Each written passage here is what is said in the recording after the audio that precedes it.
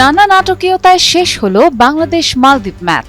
অপরাজিত হয়েও বাংলাদেশের বিদায়। বাংলাদেশের সামনে হিসাবটা ছিল একেবারে সহজ, জিতলেই ফাইনাল। কিন্তু ফুটবল যে সব সময় অঙ্কের নিয়ম মেনে চলে না, সেটাই আবারও প্রমাণ হলো মালেতে।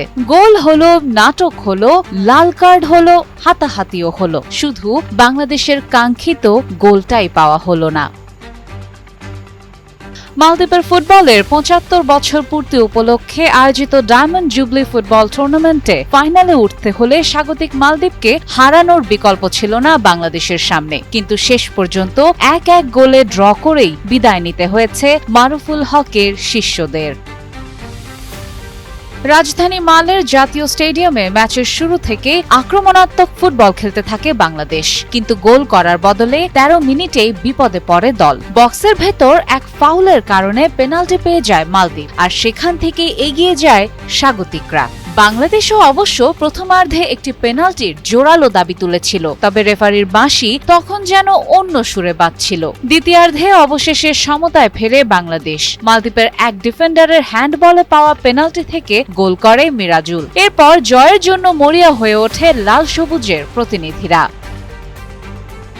তবে শেষ বাঁশি বাজার আগেই ম্যাচে শুরু হয় নতুন নাটক। রেফারির একের পর এক বিতর্কিত সিদ্ধান্তে ক্ষোভ বাড়তে থাকে বাংলাদেশের শিবিরে। যোগ করার সময়ে বেঞ্চে থাকা মিরাজুলকে লাল কার্ড দেখানোর পর যেন আগুনে ঘি পড়ে। ক্ষুব্ধ প্রতিক্রিয়া জানায় বাংলাদেশের ডাগআউট। এরপর আরও একটি লাল কার্ড বের হতেই পরিস্থিতি পুরোপুরি উত্তপ্ত হয়ে ওঠে। এক পর্যায়ে দুই দলের খেলোয়াড়দের মধ্যে শুরু হয় ধাক্কাধাক্কি, হাতাহাতি। মাঠের সেই উত্তাপ ছড়িয়ে পড়ে গ্যালারিতেও। পরে কোচিং স্টাফদের হস্তক্ষেপে পরিস্থিতি শান্ত হয়। শেষ পর্যন্ত স্কোরবোর্ডে লেখা ছিল ১-১। বাংলাদেশ জিতলে ৫ পয়েন্ট নিয়ে ফাইনালে খেলতে পারত, কিন্তু সেই স্কোর লাইনই বাংলাদেশের ফাইনালের স্বপ্নে টেনে দেয় ফুল স্টপ।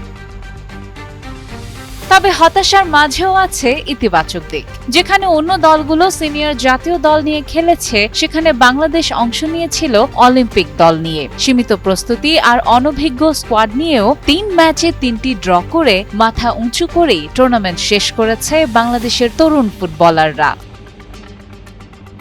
সাদিয়া ইসলাম, টাইমস টুডে।